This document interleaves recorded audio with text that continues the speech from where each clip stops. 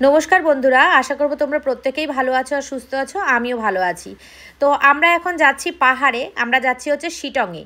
রাস্তা দেখে বুঝতে পারছো, পথে আমাদের খুব খিদে পেয়ে গেছিলো। এনজিপি স্টেশন থেকে বেরিয়ে, মানে স্টেশন থেকে ট্রেন থেকে নেমে এনজিপি স্টেশনের বাইরে বেরিয়ে এসে আমরা কিছুটা ব্রেকফাস্ট করে নিলাম। এইবার আমরা যাচ্ছি সেই চোখ ধাঁধানো, মন ভরানো সবুজের সমারোহ হয়ে পাহাড়ের রানী দার্জিলিং প্রপারলি দার্জিলিং যাচ্ছি না, আমরা যাচ্ছি শিটংয়ে। তো এই দেখো মাঝে মাঝে গাড়ি দাঁড়াচ্ছে আর মাঝে মাঝেই কিন্তু আমরা এটা ওটা সেটা করে নিচ্ছি। এখন যেমন আমরা প্রথম আমাদের ভিউ পয়েন্টে চলে এসেছি, সেটা হচ্ছে অহলধারা ভিউ পয়েন্ট। চলো তোমাদেরকে সঙ্গে নিয়ে যাই। এই জায়গাটাতে আমিও প্রথমবার এসেছি, আমি এর আগে কিন্তু এই অহলধারা ভিউ পয়েন্টে আসেনি। তো এই দেখো দেখা যাচ্ছে ব্যানারে অহলধারা ভিউ পয়েন্ট। এখানে অনেক অনেক কিছু জিনিস, যেমন কফি, জল, মানে টুকটাক বসে খাবার মতন, মানে সময় কাটানোর মতন অনেক কিছু জিনিস আছে। আর মানে ভিউ পয়েন্টটা ওয়াও, দারুণ। যেখানে আমাদের কলকাতায় 40 ডিগ্রি তাপমাত্রা, সেখানে আমরা ওখানে গিয়ে ঠান্ডা অনুভব করছি আর মেঘলা আকাশ দেখছি। দেখে আনন্দে পুরো নাচছি আমরা, এতটাই সুন্দর লাগছে আর এতটাই ভালো লাগছে। আমার মতো যারা তোমরা পাহাড় প্রেমী, তারা তো নিশ্চয়ই জানো যে পাহাড়ের শান্ত স্নিগ্ধ আর পরিবেশ কেমন। তাদেরকে নতুন করে আর বলে দেওয়ার কিছু নেই। তো ভীষণ ভীষণ ভীষণ পছন্দের জায়গা আমার পাহাড়ের যে কোনো অফবিট জায়গায় আমার পছন্দ। আর প্রচুর আমি পাহাড়ের এই অফবিট জায়গা আমার ঘোরা আছে। তো শিটংও আমার ঘোরা ছিল, কিন্তু আমরা আজকে যে অহলধারা ভিউ পয়েন্টে গেছি, এইটা কিন্তু আমি এর আগে কখনো যাইনি। যে কোনো জায়গার প্রথমের অভিজ্ঞতাটা ভীষণই ভালো হয়। আর এ দেখো এই ভিউ পয়েন্টে উঠে গেছে মৌ, সুমি, তারপরে পাপ্পু, প্রিয়া, ওরা সবাই উঠে গেছে, কিন্তু আমরা যাইনি। আমরা বলতে আমি আর কাকিমা, মানে সুমির শাশুড়ি মা, আমরা দুজনে মিলে যাইনি। কারণ আমরা একটু হেলদি, আর তারপরে ওদের থেকে আমাদের বয়সটাও একটু বেশি, সেই কারণে আমাকে সবাই বারণ করলো ভয়ের চোটে, আমি যাইনি। বলছে ওঠার সময় কোনো ব্যাপার না, নামার সময় নাকি এতটাই ঢালু, ভীষণ অসুবিধা হবে। তো গল্প করতে করতে কিন্তু সেকেন্ড ডেস্টিনেশনে চলে এসেছি, এটা হচ্ছে পাইন ফরেস্ট। এটাও কিন্তু আমার প্রথমবার। এখানে একটা পুকুর আছে, পুকুরটা জলে ভর্তি থাকে। আর এখন কিন্তু জল নেই, বর্ষাকালে জলে ভর্তি থাকে, এখন জল নেই। কিন্তু এই পাইন ফরেস্টটা এত সুন্দর, এখানে দাঁড়িয়ে দাঁড়িয়ে আমরা নাচ শুরু করে দিয়েছি। দেখো বলছি আমরা রিলস বানাবো, এত ভাল লাগছে, ঠান্ডা ছাওয়া আর চারিপাশে প্রকৃতিটা একদম সবুজে সবুজ, আর কোনো মানুষ নেই, জনমানব শূন্য, শুধুমাত্র আমরাই রয়েছি। তো দেখো আমরা এইমাত্র আসলাম, দেখতে দেখতে কিন্তু আমাদের দুটো স্পট ঘোরা হয়ে গেল।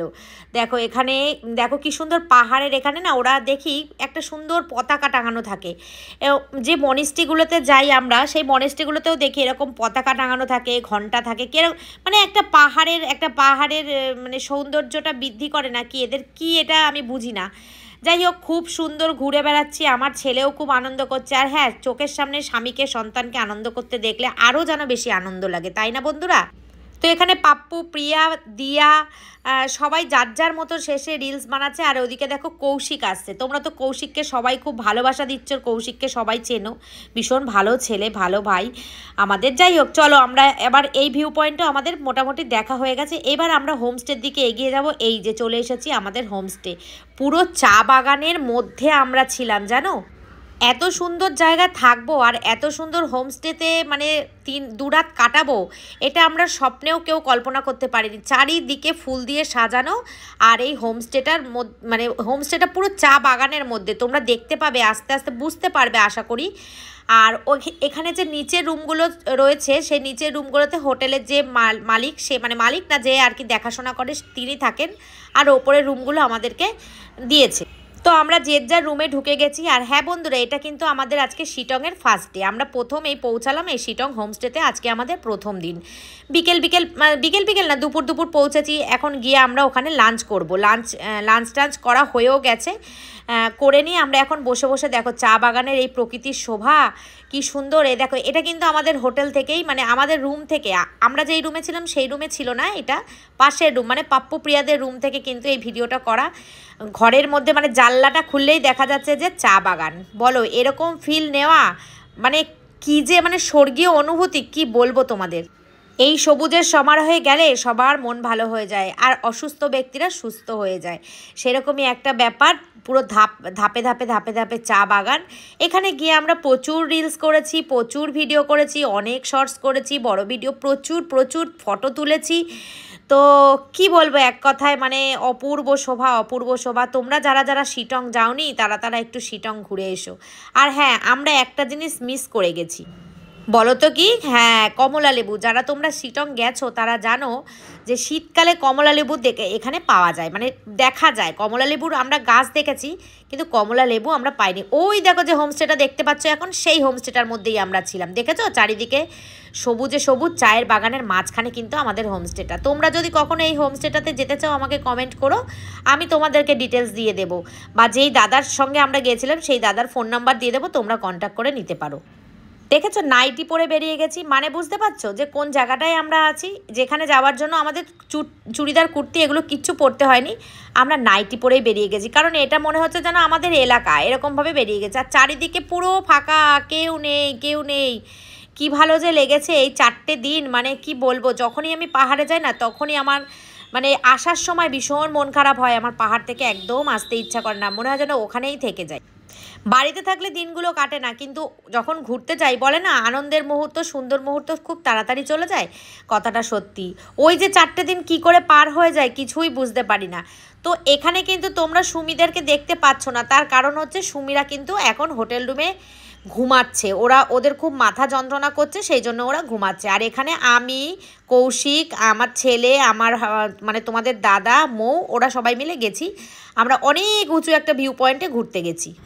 তো এখানে একটাই সমস্যা ছিল, একটু বড় বড় পোকা ছিল। সেই তোমরা যদি কখনো যাও তাহলে মশারি নিয়ে যেও সঙ্গে করে, আমি এটাই অ্যাডভাইস দেবো।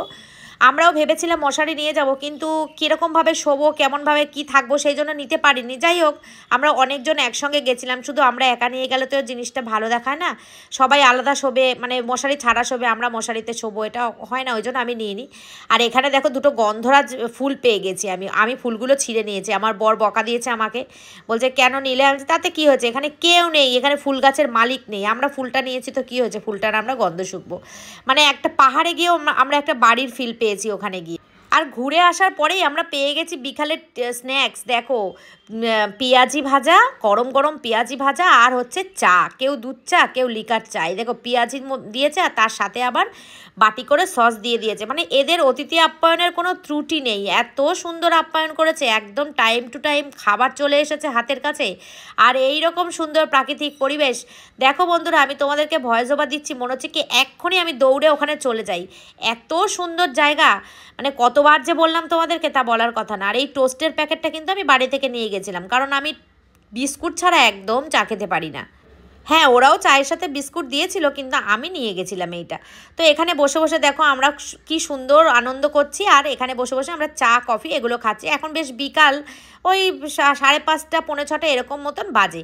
আর ঠান্ডা বলতে একদমই ঠান্ডা নেই। ঠান্ডা আমরা ভেবেছিলাম খুব ঠান্ডা থাকবে, অনেক জ্যাকেট সোয়েটার নিয়ে গেছিলাম, কিন্তু একদমই এখানে ঠান্ডা নেই। দার্জিলিংয়ে গিয়ে একটু ঠান্ডা পেয়েছিলাম, কিন্তু তুলনামূলক কম। আর ওদিকে সুমি ঘুম থেকে এইমাত্র উঠলো, আমাদের বলছে তোমরা আমাদেরকে ডাকোনি, তোমরা নিজেরা চলে গেছো। আমি বলছি তোরা তো অনেক ঘুমাচ্ছিলি, সেই জন্য ভাবলাম ঘুম থেকে উঠে শরীরটা ফ্রেশ করে নে, তারপর তো সারা বিকেল সারা সন্ধ্যা আনন্দ আছে। এখানে তো পাহাড়ে তো যা আনন্দ সব দিনের বেলা, রাত্রেবেলা তো আর কোনো আনন্দ নেই। রাত্রেবেলা হোটেলের রুমে বসেই সবাই মিলে এক জায়গায় মস্তি আনন্দ, এই ছাড়া আর কোনো ইয়ে নেই। সেই জন্যই তোকে ডাকিনি, ভাবলাম শরীরটাকে ঠিক করে ফিট করে নে তারপরে। আর এইদিকে দেখো পাহাড়ের কোলে কত ফুল গাছ, এই গাছগুলো কিন্তু ওরা বসায়নি, গাছগুলো কিন্তু নিজের থেকেই হয়েছে। এগুলো হচ্ছে পাহাড়ি ফুল। দেখো দেখতে দেখতে কিন্তু সন্ধ্যা নেমে এসেছে। সন্ধ্যার সময় এক অপরূপ সৌন্দর্যের আমরা সাক্ষী। সন্ধ্যাবেলা পুরো চারিদিকে জোনাকির মতন আলো জ্বলছে। আর এই দেখো আমাদের এই হোটেল রুম, এই দেখো এখানে আমরা চলে এসেছি। এখন মনে হচ্ছে সম্ভবত ডিনার করতে। হ্যাঁ, সন্ধ্যা থেকে এখন রাত গড়িয়ে ডিনারের টাইম চলে এসেছে। আসলে অনেক দিন হয়ে গেছে তো ব্যাপারগুলো আমার মাথা থেকে বেরিয়ে গেছে, মনে নেই কখন কি করেছিলাম। তো ডিনারেও ভালো ছিল, ডিনারে ছিল চিকেন ছিল, দুপুরবেলা লাঞ্চে ডিম ছিল, এই জন্য ডিনারে চিকেন ছিল।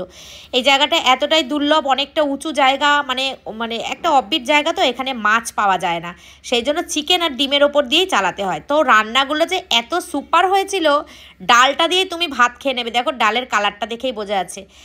আর হয়েছিল ভেন্ডি আলু দিয়ে একটা তরকারি, ডাল হয়েছিল, চিকেন হয়েছিল, মানে খুব ভালো আপ্যায়ন, পেঁয়াজ লঙ্কা লেবু সবই দিয়েছিল।